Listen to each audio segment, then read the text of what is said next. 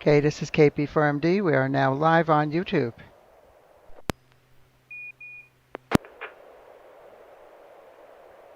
All right, very good. I'll start the net in just about 40 seconds. N6NA here.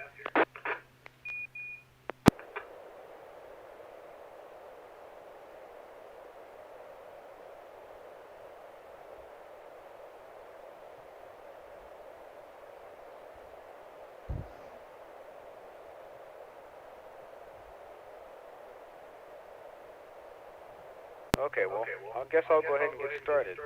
Well, good evening. This is Wilson, November 6th, Echo Mike Foxtrot, your net control operator for the River City Arc Slow Scan TV net. This net serves for training and practice in image transmission modes and meets Wednesday nights at 9 p.m. on the N6NA repeater on 441.30 megahertz. River City Arcs members and all licensed radio amateurs are welcome to participate. If you wish to join the net or need to make a call at any time, please announce your call sign between transmissions and net control will acknowledge you. If an emergency should arise and you need the repeater, please contact the net control by saying break break. A double break signifies emergency traffic. The net will stand by for you until the emergency traffic is terminated or the traffic is moved to another frequency. Stations who wish to check in are asked to respond with their full call sign using the recognized ITU phonetic alphabet and their name. I will recognize each station before continuing.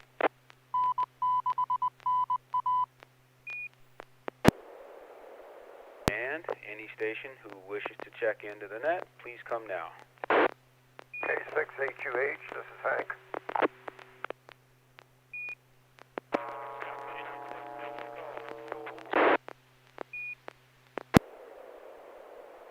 Come again, Delta Golf. Alpha India 6, Delta Golf. The name here is Joel. Thank you, Joel. Got that. AI6DG, Joel. There was someone else that doubled with Joel. Hello, Lima 7, Hotel Quebec Radio, Neil in Antelope.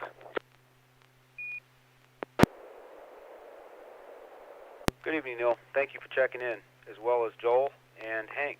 Welcome. This is Carol Papa 4 Mike Delta in Citrus Heights. All right, Carol, good evening. Thanks for checking in. Any other check-ins? Whiskey 6, Bravo Sierra Tom in Carmichael.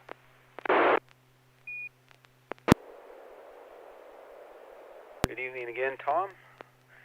Looks like we're developing a full cast. Anyone else checking in this evening?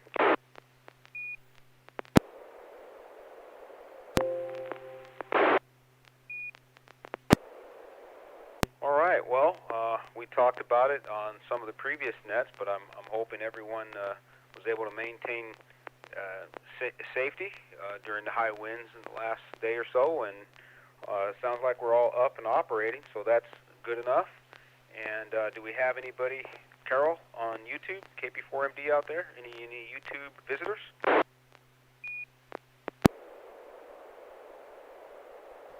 Well, I can tell you, this is KP4MD. We have 3 people watching. Nobody has checked into the live chat, but I will announce if they do check in there. This is KP4MD.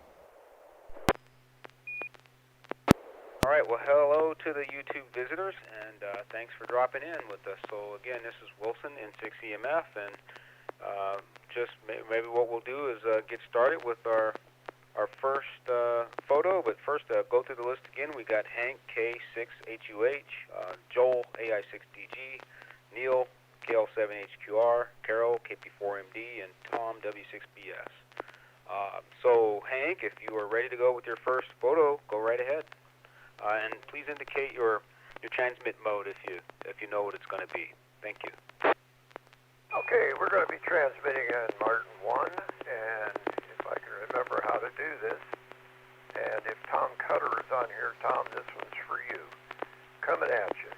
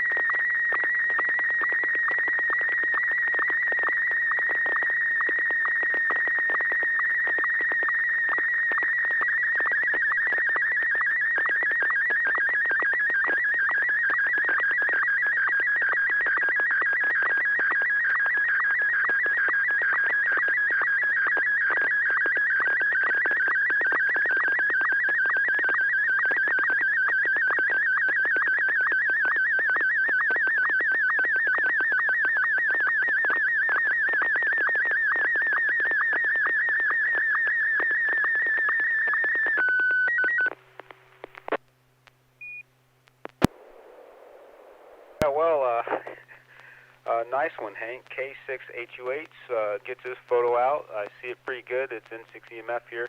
My interpretation or discussion on the photo is pretty clear photo. I have a little bit of diagonal noise. It's very light noise. See a black pickup truck with a camper shell in the background with some pallets of landscaping material, maybe bark that's bagged up or something like that. But in the foreground, I think the main feature here is a couple of flamingos, and they are like wire or steel wire art, and I think that's a tribute to Tom and his work with the flamingo antenna. But that's my guess, and we'll turn it over to Joel for a discussion. AI6DG, go ahead, N6EMF net control here. I was panicking for the first 10, 20, 30 seconds of the transmission on this because I wasn't getting anything, or I didn't think I was. It turns out it's just the white at the top. I finally noticed, there are a few colored pixels in there. Yeah, PayPause is really active tonight. I mean, those pops and noise pops are pretty bad. I mean, I got a diagonal line of green, a diagonal line of red, a diagonal line of blue. Pretty bad. And they're definitely pink. Are they flamingos? I guess the nose means they're flamingos, but I'm looking at the googly eyes and the little eyebrows, and that's a little out of the ordinary. I'm echoing that there's a pickup and pallets of something in the background, so I'm wondering if this is like the home and garden section at a Home Depot or Lowe's or something that's selling these garden ornaments. Back to net, AI6DG. Ace Hardware. Very good. Okay. Thanks, Joel. How about Neil, KL7HQR? KL7HQR. Yeah, echoing the same thing here with a lot of artifacts, but wonder how big they are. They look like they are themselves in a pallet, maybe to be. I don't know if they're being sold, but it's a lot of interesting work to make these things. They are very artistic, not pretty, but artistic. But the picture came in very, very well. No problem at all. Back to that. They're about 4 feet tall. We went to a hardware store to pick something up for our kitchen remodel that we're doing, and we saw these and just couldn't pass it up. I think the one on the left is 440, and the one on the right is for 2 meters. That's great. Okay, how about Carol, KP4MD? Yeah, this is KP4MD. Yeah, I was. I recognize the two flamingos, and they look kind of symmetrical. And if you did feed them at the in the center between the two of them, I think they would probably resonate somewhere around 6 meters. It would give you a good 6 meter, um, uh, 6 meter horizontal polarized signal with maybe a little bit of flutter. I'm just guessing on that. But the problem is with these kind of antennas, you'll pick up a lot of birdies in your receiver. So back to net. This is KP4MD. Yeah, birdies, and I can see the webbed feet ground radios. Very cute. Nice one, Carol. Thank you. How about Tom, W6BS?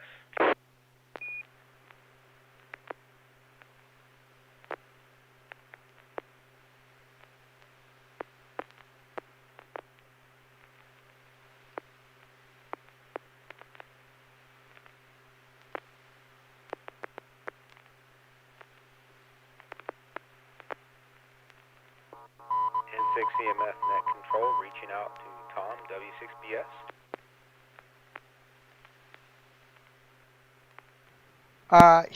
He's transmitting with no modulation.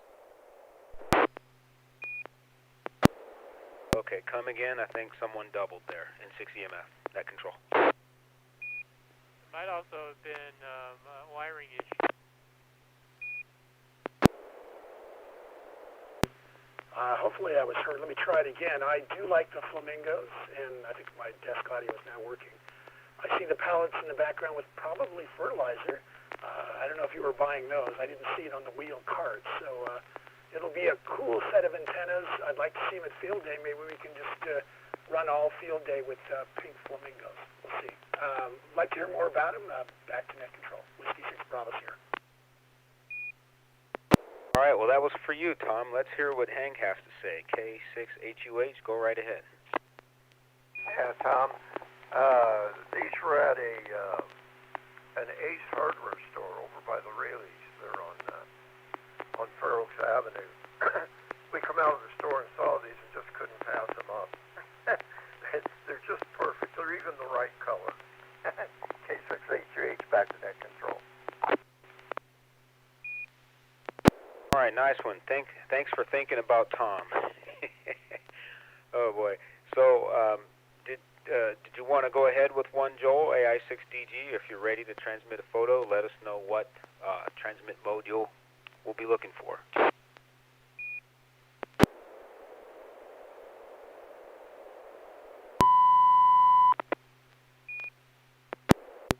PD 120.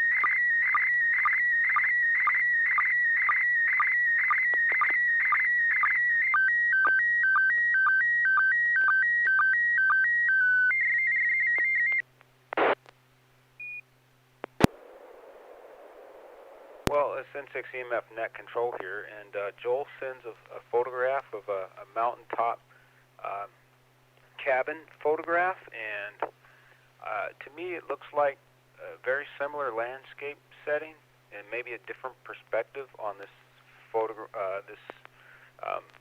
cabin that we looked at last week. And now I'm going to stop there and turn it over for fun to Neil, KL7HQR. This KL7HQR, yeah, it seems to be another photo of the same cabin. I believe it was Mount Whitney, and much clearer this time. We can see it looks like slate walls indicated they were granite, and there is a bright yellow wooden door on the right-hand side with a round window, and there is a placard in there with some kind of identification. We cannot read it. There is a second, what appears to be a second door farther down. A few rocks and other artifacts against the wall on the outside. AI6DG in white. And I don't know, it looks like a watermark on the picture, a lot of what appears to be number 2s, and Alamy, words Alamy in white, and a beautiful view of the mountains in the background. So good picture. And the PayPal do not seem to be as intense in this picture. Back to Ned. Yeah, nice one, Neil. That was a pretty good description, and I would have to agree that there's hardly any noise in this one, if any. Thank you for that. Turning it over to Carol, KP4MD. Okay, thank you. This is Carol, KP4MD. I have to pretty much add the same remark. It looks like a different perspective on the same cabin that we saw Joel send last week, and that watermark is quite prominent. I'm not sure if that's a number 2. It kind of looks like a backwards S in the numerous places that you can see it up in the blue sky, and the Alamy over there on the left border of the picture. And you're right. I think that Joel's signal strength into the repeater was a little bit stronger than Hank's, and that's the reason why you don't see all those pixel pop artifacts from the Pave Pause radar up at Beale Air Force Base. So back to net control. This is KP4MD. Okay, Carol, thanks for your discussion on that photo. And right over to Tom, W6BS, N6EMF. Go ahead, Tom. What everybody else has seen, maybe it's a metal roof on the building too. And there are 2 doors. One is wood. Another one looks like metal, and maybe it's a split door. And I'm thinking of the wood door that has the portal on it. It has a handle on the left side. I thought most doors have it on the right, but maybe I'm wrong. Also, I could say in the middle is maybe a bench or a seat that you can sit down and rest on, and there's another plaque above it, maybe describing what the bench is there for, and maybe above that is a picture of some sort. I'm not certain. Definitely looks like some kind of square thing. Maybe it was a window at one time. Let's hear what it is. Back to net control. Whiskey 6 Bravo here. Whatever those things are in the sky, please don't tell us chemtrails or something. All right, so Hank, K6HUH, go right ahead. It's a nice looking photo. I do see the building structure. It looks like on the door closest to me there's a black sign. There was some white printing on it. On the left hand side of the picture up in the sky, it looks like it says Almany or something like that. But on my end here, I'm seeing a diagonal line from the upper left-hand corner down to about the first quarter of the bottom, and it looks like frames out of a 35 millimeter camera. I got 1, 2, 3, 4, 5, 6, 7, 8 frames, and they're bright pink, like negatives. That's a very interesting perspective. I can't see that in mine, so maybe there's an explanation to that. Let's see if anybody else has any thoughts on that comment.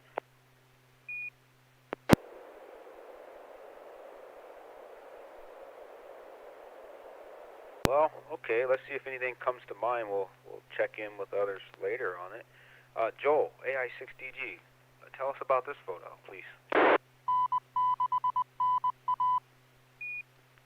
Yeah, I wanted to. This is the hut on top of Mount Whitney, so this is the same as last week, but a different perspective. This is not one that I took. I just did a general Google image search. So that's what the strange stuff in the sky is. Because this is a stock photo off of a site where they want you to pay them and to download the high-quality image.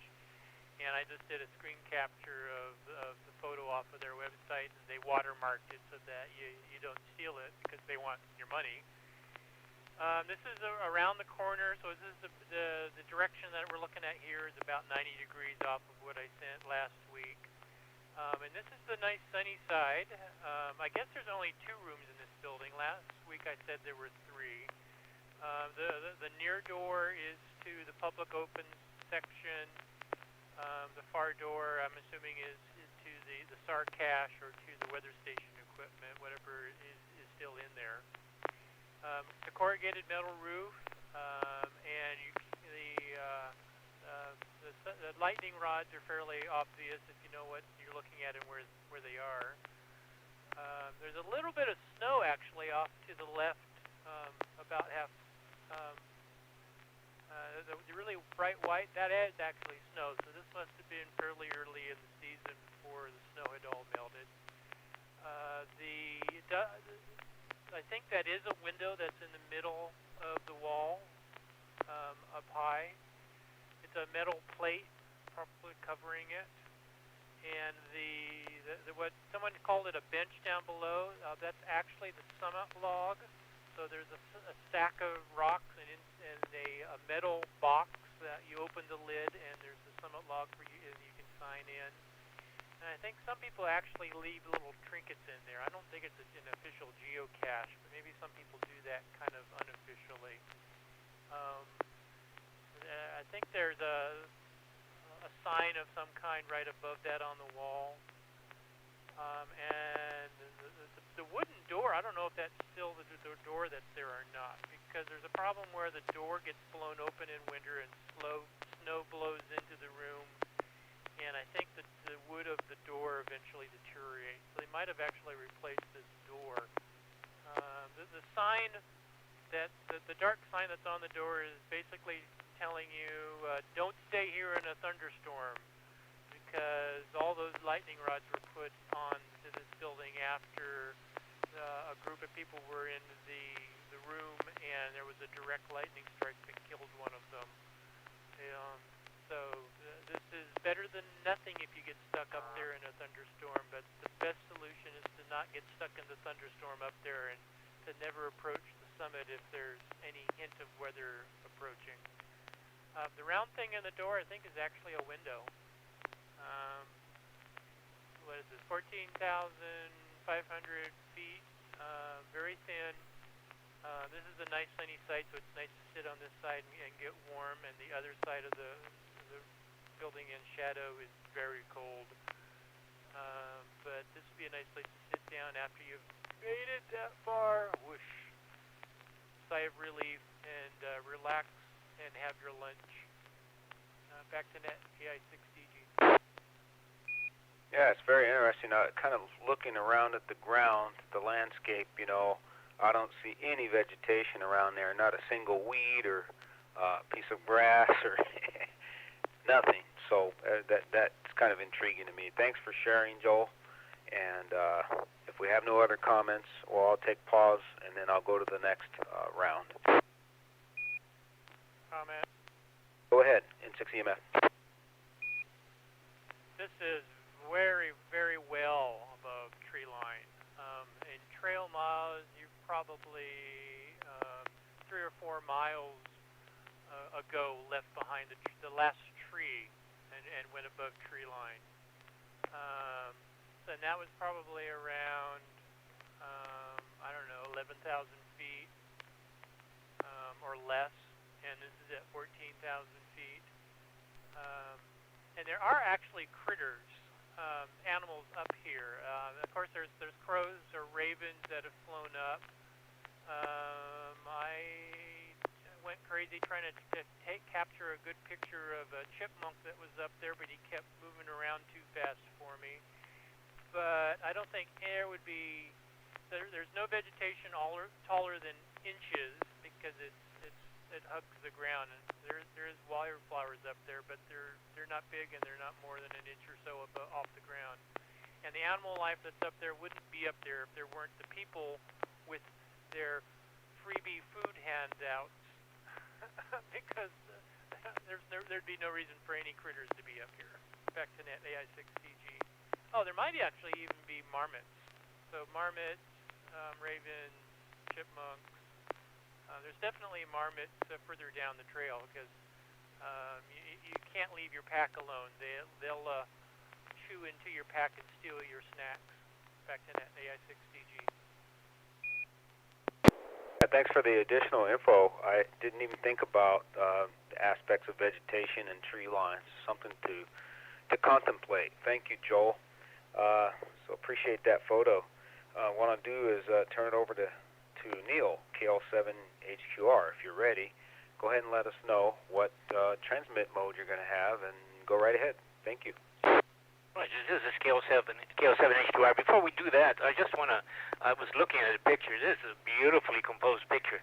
You know, all the details of the house and the wall and the sharpness of the brown on the door, and you can see all the details and then the perspective of the building draws your eyes to the beautiful background with the beautiful mountains there. So it was a nice picture. I think Joel, you should have taken credit for taking the picture, so that's a beautiful one. Okay, we will send PD120.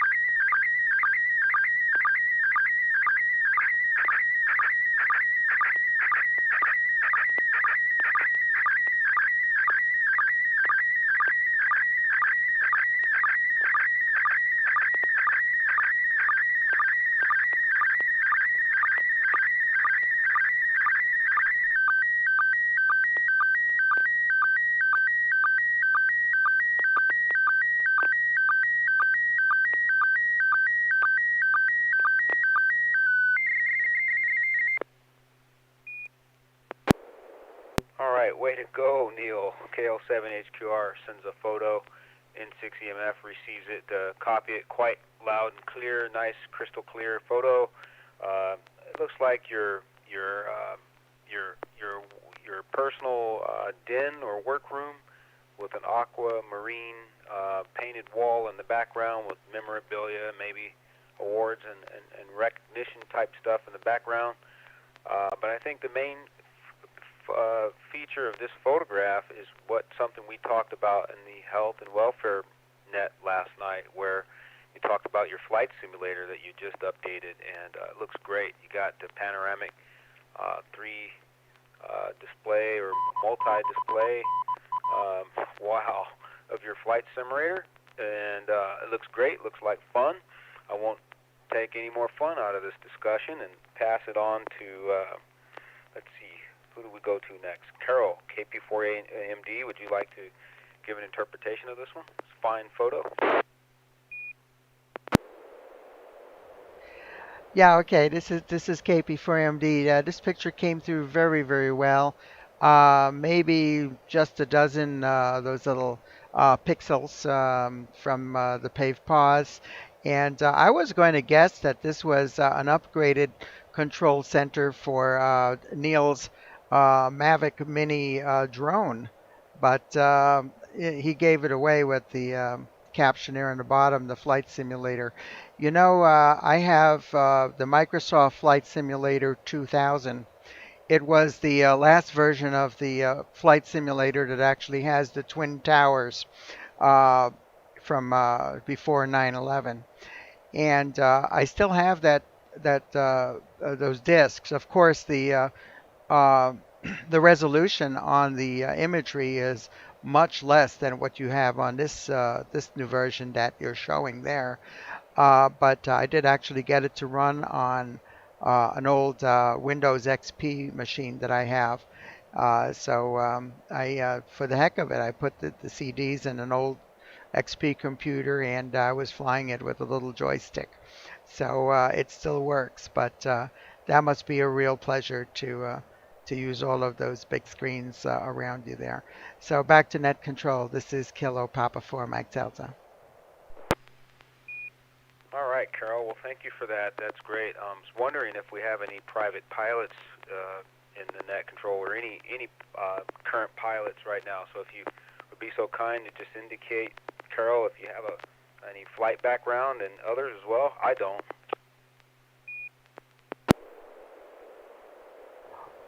No negative. I'm not that. Um, you know, I'm just not that bold to actually go and fly up in the air and anything. I let other pilots do that. I'm very happy to have my both of my feet on the ground. Back to you. Except when you're putting up antennas. All right, N6EMF here turns it over to W6BS. Tom, go right ahead. All right. It was coming in well. I did get a split on his pictures that are hanging on the wall above. So I have what they were coming out well, and then I got them kind of shifted slightly to the right. Other than that, the rest of it came out nice. You have three main views of a cockpit, I guess, using your three monitors up on top, maybe with a camera sitting on the top in the middle of it. And then you have another monitor directly in front of you, which looks like the gauges that are part of an airplane is a simulator. And then on to the right, do not look like they're computer simulated images. They actually look like they're parts that are actually sitting on the right of it that belong with the airplane. And then to the left of the cockpit image is, I'm not sure what that is. Maybe another computer screen. So a lot of screens. The chair says Volar Sim, I think. So maybe the chair can also vibrate and lean left and right as you move. So I've not seen anything like this sophisticated of a flight simulator. I had something even older than Carol's. I had a Commodore 64 version of Flight Simulator. That's what I see. Whiskey 6 Browser, back to net. All right. Well, thanks for that. The closest thing for me is sometime earlier I built and flew model aircraft and had hobby versions of flight simulators for model RC aircraft. That was a lot of fun. So I could relate to the joy and fun that goes into this kind of thing. I'll turn it over to Hank, K6HUH. Now, the picture came out absolutely gorgeous. I really like the way that's set up with the multiple forward screens and the two lower screens that are instrumentation. I used to have Flight Simulator years ago, and I used to get on it all the time, but I quit doing it because I was flying back to D.C. every month or so, and I was crashing the Flight Simulator so many times it made me nervous. So I quit playing it. But the picture came out perfect. But again, on the left side, the upper left-hand corner, down to the bottom, I've got frames of color. I got blue, I got purple, pink, green, and they're not very big. They're only about a quarter-inch square, but they're still there.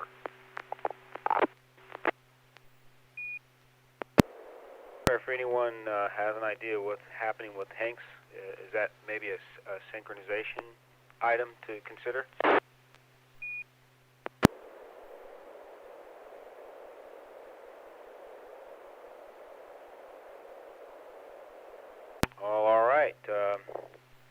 Thanks for that, Hank. Let me turn this over to Joel, AI6TG. Okay, so in the background we got a wall with a row of pictures along it.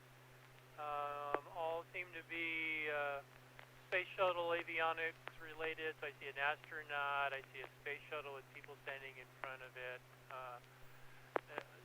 Prominently displayed, so proudly displayed.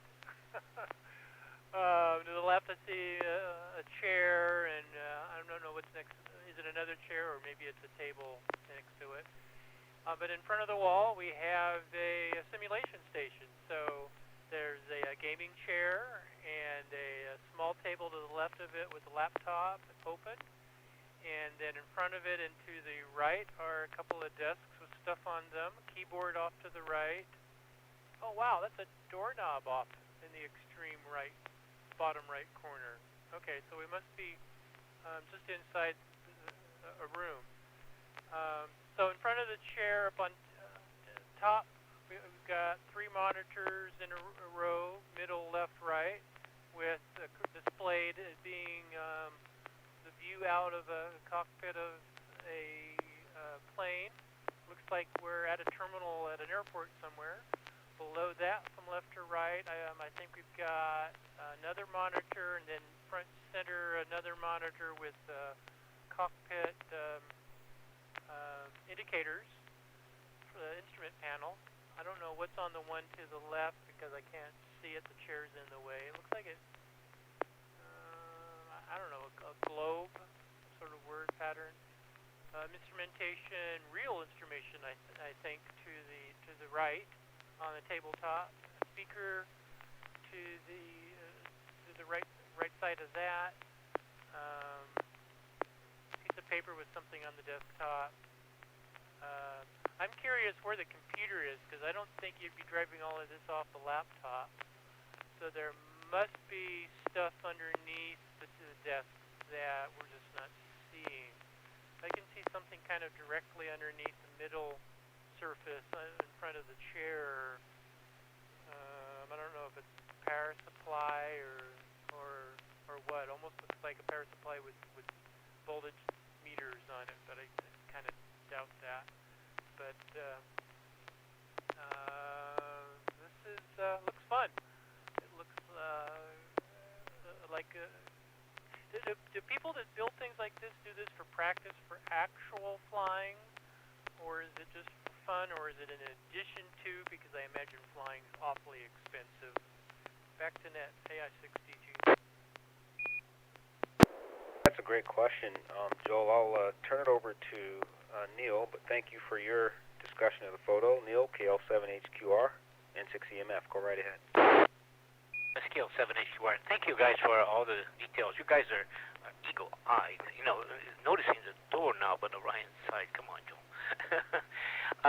No, as you guys know, I spent 20 years in the Air Force in flight simulation and 12 years with NASA in the shuttle simulator, working with software, and that's the reason for some of those pictures up there on the wall. And then I built this one for myself.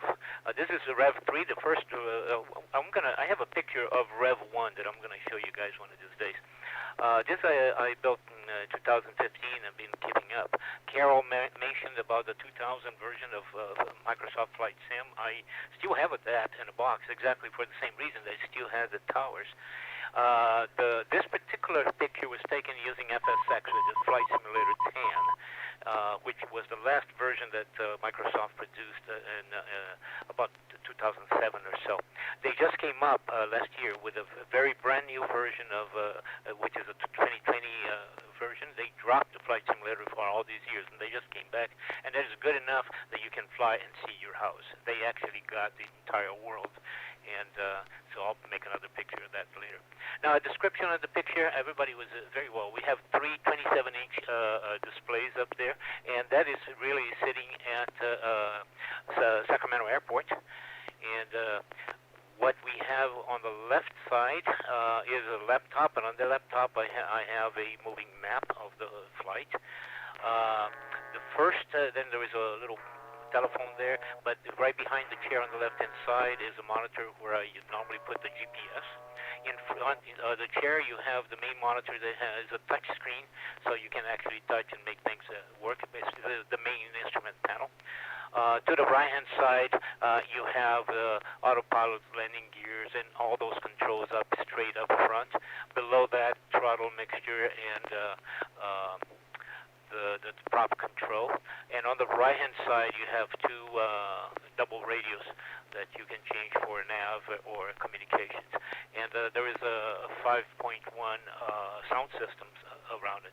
And what you saw in the center up front is just the rudder pedals.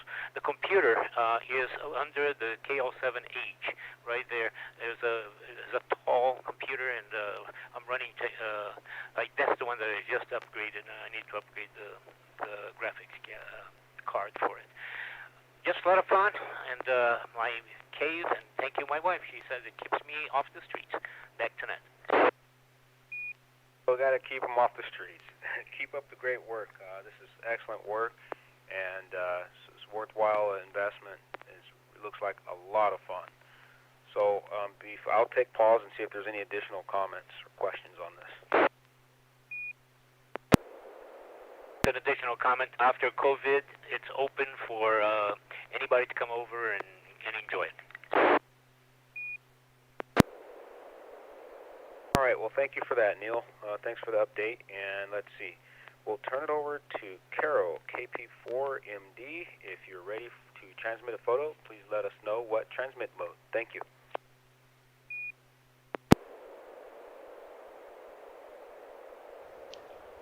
Yeah, okay. This is KP4MD. By the way, I looked at there's a logo on the back of that chair. It says Volair Sim, VOLAIRSIM.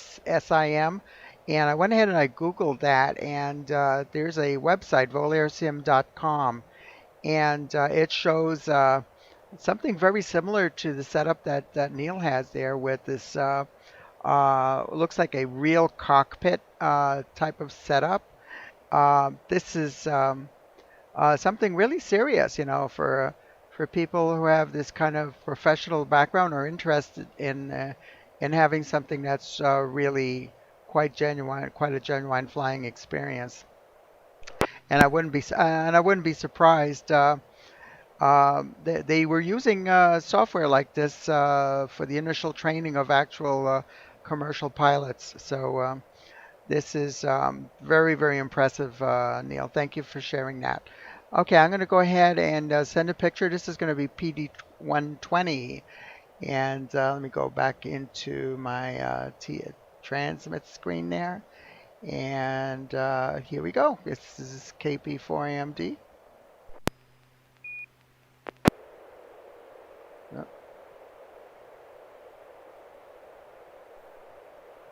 Yeah.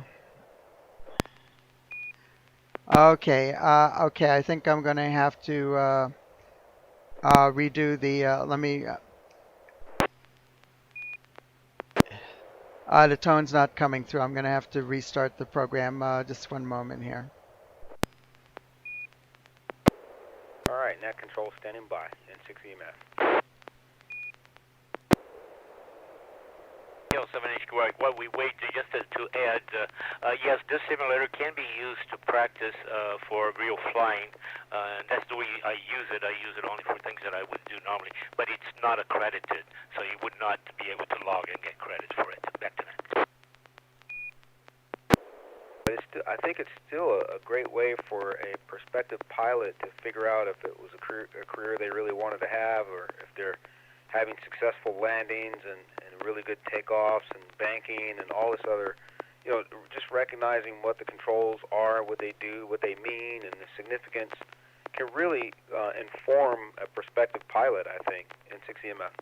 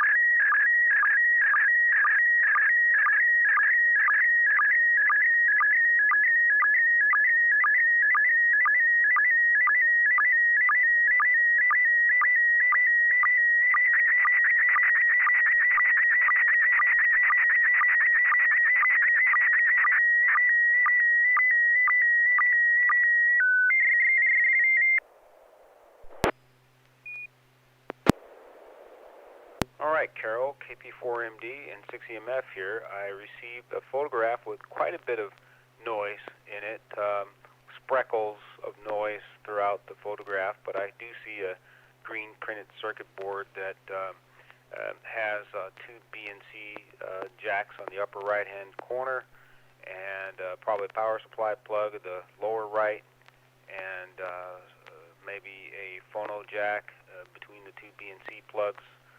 An array of toroids and yellow cores across the top, maybe an Arduino card down at the bottom, and on the left-hand side a display tuned to 40 meters. It looks like a frequency display of 40 meters and possibly a tuning knob at the top. It's reminiscent to me of like the tuna tin that we're building in our club. But I'm not sure what this is, and I would just guess that it's possibly a QRP transmitter, and it looks like a lot of fun. I can say that much. Thanks for the photograph. Nice work. I will turn it over to W6BS. Tom, what would you say? It does remind me of a transmitter we may be building. It has two BNC connectors on the right, 4 torids of various windings in the middle, or above, I guess. It does look like an Arduino at the bottom of it. It has a display that's measuring 7040.0 kHz. More parts than I think we're going to be building. It does have a knob, only one knob that I can see, and it's mostly, if white mark ticked up almost to 12 plot. A couple of transistors without heat sinks, I think, and I don't know, various parts. So definitely, I think the very bottom right is probably the power being fed. I'm not sure, just to light it up. That's what I see. Back to net. Whiskey 6 Bravos here. Nice job, Tom. W6BS there. How about Hank? K6HUH.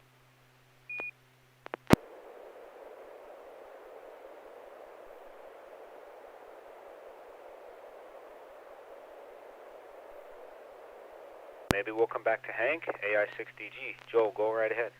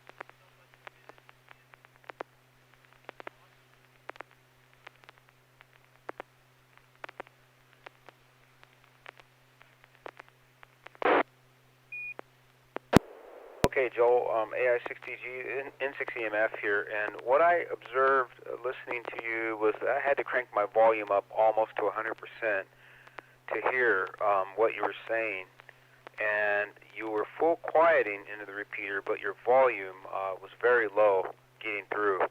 So I kind of could hear overtones of what you described in the photo. A lot of what you said up front had to do with maybe some noise and that you wanted to transition to YouTube to see the results, and I heard you generally describe what you saw on the circuit board. Is that correct? N6EMF. Sorry about that. I'm on a headset, and I had the boom mic all the way up instead of down in front of my mouth. Do I need to say it all again, or did you guys all hear enough of it? I think we got the essence of what you were saying, because I could hear you, but I wanted you to be aware that the volume was very low, and having your boom up explains why. N6EMF.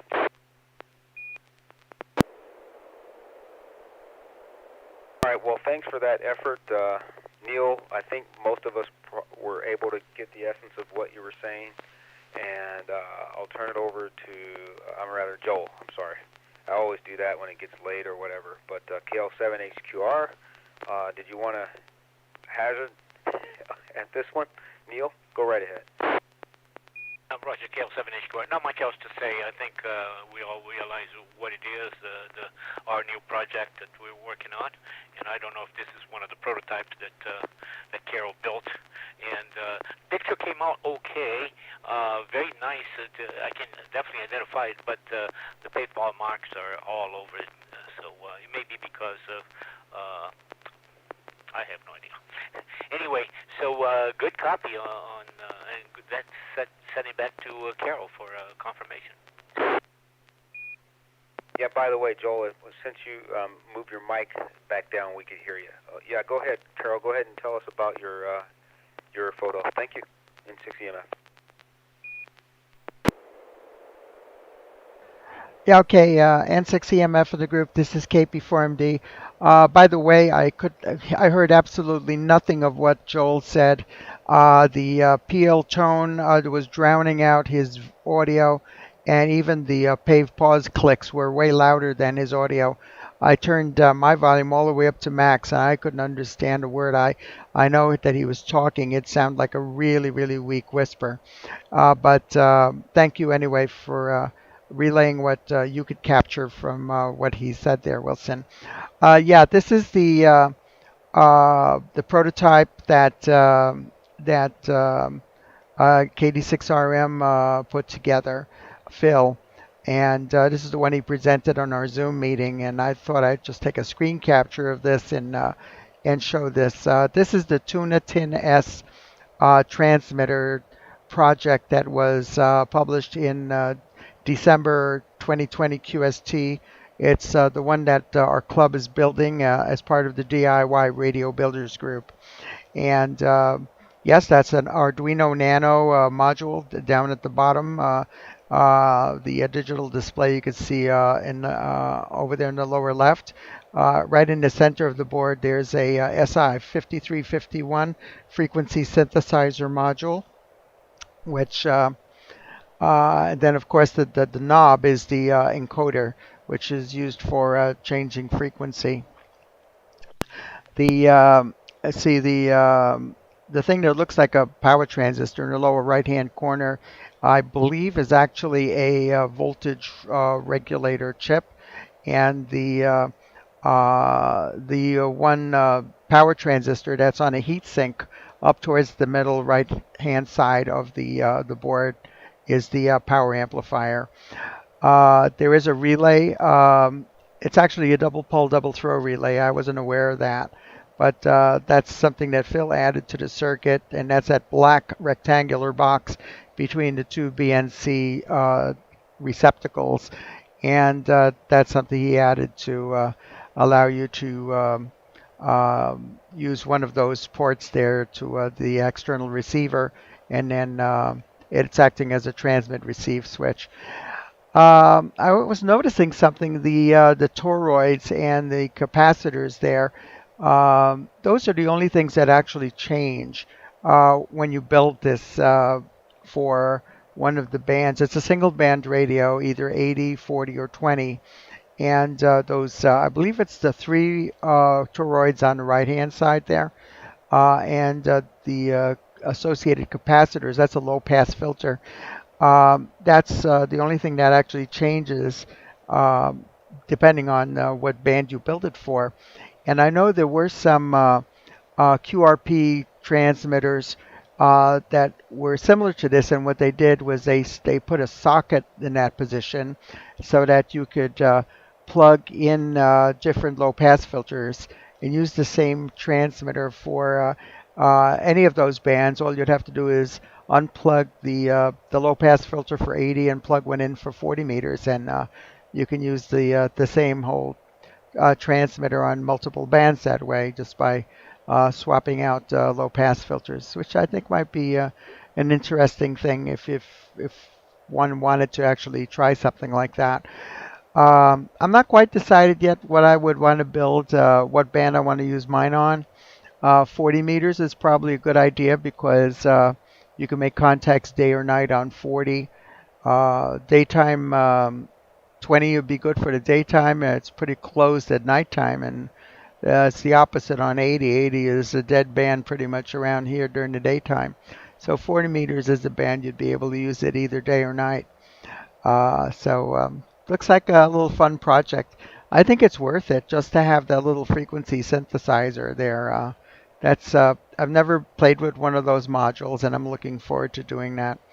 Back to net control. This is KP4MD. Yeah, Carl, thank you for the description. I thought it looked very familiar. To me, my first impression is that it was a Tuna 10S, but I've only seen it, maybe once or twice and couldn't remember accurately. But I think I'll build mine for 40 meters as well. And my update is I've got just coming in today some BNC adapters and jumper cables and stuff that I'm getting ready so I can adapt a 50 ohm load into my transmitter. So yeah, I'm looking forward to building the kit. I'm a kit builder as well. And thanks, Carol, for the update. And I agree with you. Very cool, very neat kit. I'll take pause for one moment.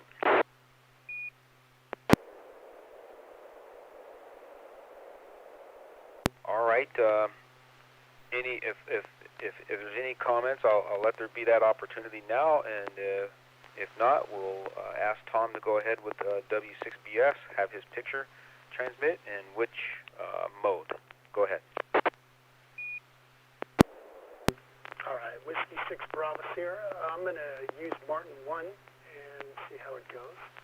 So let me turn my microphone off and give it a try.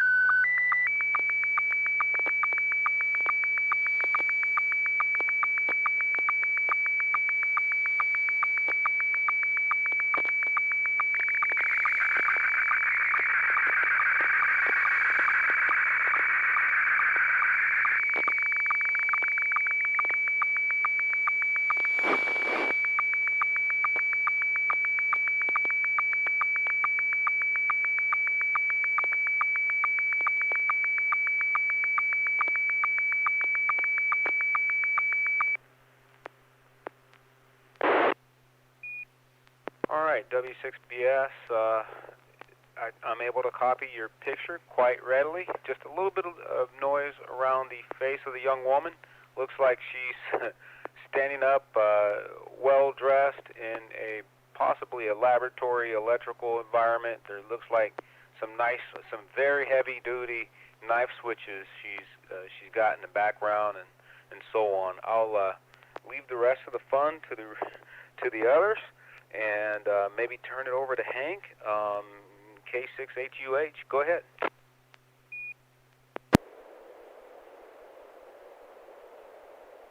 Possibly Hank has checked out for the evening. How about Joel, AI6DG? You doubled on someone. I might apologize to Hank. K6HUH, you still with us?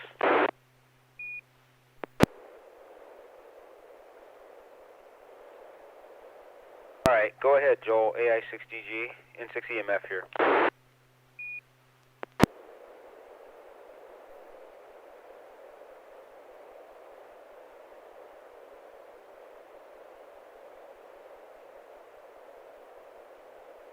I can check back with you, Joel. KL7HQR, Neil. There's someone else on the channel. Yeah, the same thing that you said. Just a few artifacts, and looks like 1, 2, 3. I think at least 4 knife switches to her right, and she's in black with white collars, and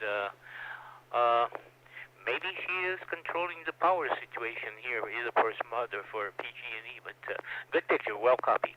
Back to that. All right, very good. I'll check with Carol, KP4MD, and I'll go back to Joel after that. Yeah, okay, this is KP4MD. Picture came through very well. There were just a few bright little green pixels around the young lady's face. And I was going to say that these knife switches remind me of the my antenna switch that I have up on the wall here to switch my loop antenna over to a Marconi configuration for when I operate 160. Yeah, my little knife switch isn't as big as that, and it's double throw. But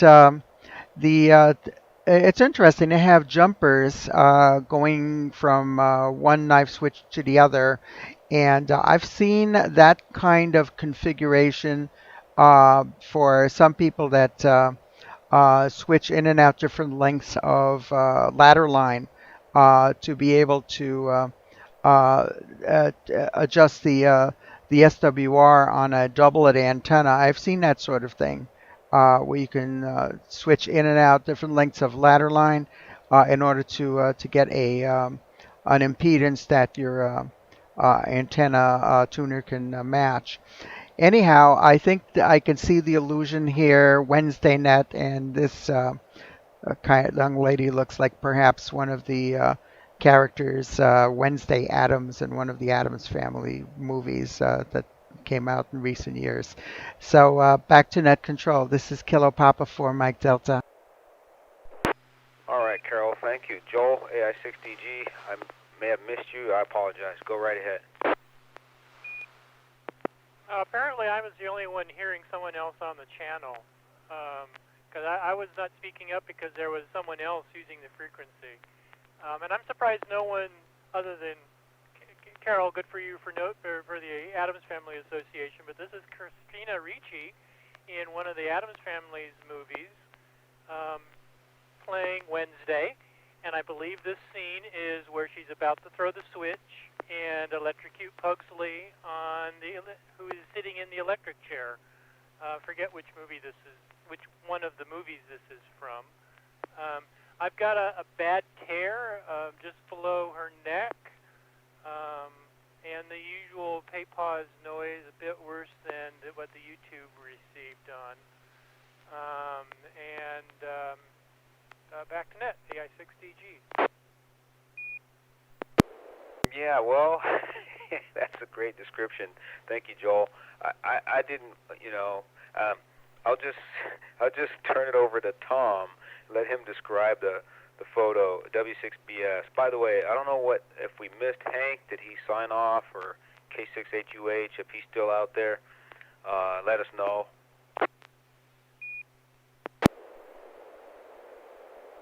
All right, we'll go ahead with Tom. W6BS, go right ahead. Thank you. All right. The picture is Wednesday Adam and one of the daughters of Morticia and Mr. Adams. I think I would call him John, but I'm not sure if that was his correct first name. And this looks like, when I looked at it, I saw it as a cascade of higher and higher voltage throw switches. There are gauges above them, and I'm thinking if you're gonna, it's probably being used for electrocuting. I didn't see the actual original movie. It's colorized, so it's not the very original Addams Family. It must have been a movie or later version. And I could see it as electrocuting. And Sylvia had put out a thing about how to inspire people to not be angry, and this little girl is inspired to be an engineer, so I thought she has something to do. And her name was Wednesday, so I thought it'd be perfect for the Wednesday net. Whiskey 6 browser, back to net. All right, Tom. Well, the only reason why I didn't want to suggest what I thought it was is because I didn't want to find out this was your niece or your daughter or somebody close to you and suggest that they were from the Addams family. So I wanted to be careful not to do that, but that's exactly what I was thinking, and I wasn't really attuned to the Addams family movie, so wasn't sure what it was, to be honest with you. So thank you for that. I appreciate it.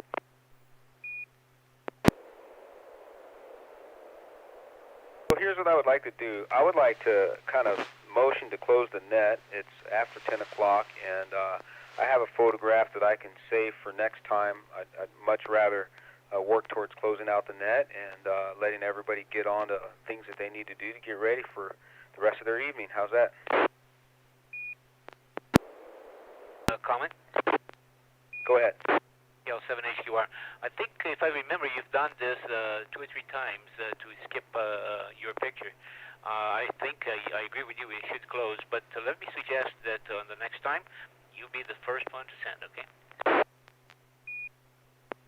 That sounds like a reasonable plan, and I appreciate the suggestion. What I'll also do to help save some time is, since the net control, I think there's a tradition of the net control being the first one to come out of the gate with a description. Maybe I'll curtail quite a bit what I'll say, and then give others a chance to say it, and that will help as well. Sounds like a good plan. I think this Whiskey 6 browser, I think, yeah, you should start it off. And I mistakenly said I was going to do Martin 1, but now that I look up, it was Scotty 1. I guess all of you auto-switched correctly, so hopefully it didn't mess anybody up going Scotty 1. That just happened to be what it was when I did it. I'll tell you what I'll do. Yeah, I noticed that when it first started receiving, it picked up Scotty 1 right away, because apparently I was in the automatic mode, and it picked up Scotty 1, and I was confused, but it came through just fine. And so what I'll do is I'll take my photograph that I would have sent tonight, and I'll put it out there on Discord, share it that way, and that way, you know, it's really not that interesting. It's a photograph of my last ham shack before I had a 14-year hiatus, and it was a result of some rapid changes in my family and lifestyle situation. So I put all this away, and I was going to send it out just to share what my experience was before. It's for me, it was very inspirational. It was my first, actually my second HF shack. So look for it on Discord, and maybe we'll discuss it next time. I'll have a different photo next time. Sounds good. I will wrap this up. I'll say express appreciation to everybody that participated in the net tonight, and thanks to all the YouTube visitors out there. Didn't get to hear who they are, if we had any check-ins there, but I'd like to just say thanks for checking in to tonight's SSTV Net, and we'll hope to see you again next Wednesday at 9 p.m. The net is officially closed at 10:13 Pacific Standard Time. That's our local time here. This is Wilson, November 6th, Echo Mike Foxtrot, wishing all of you a very good evening. Be safe out there. N6NA FM 73.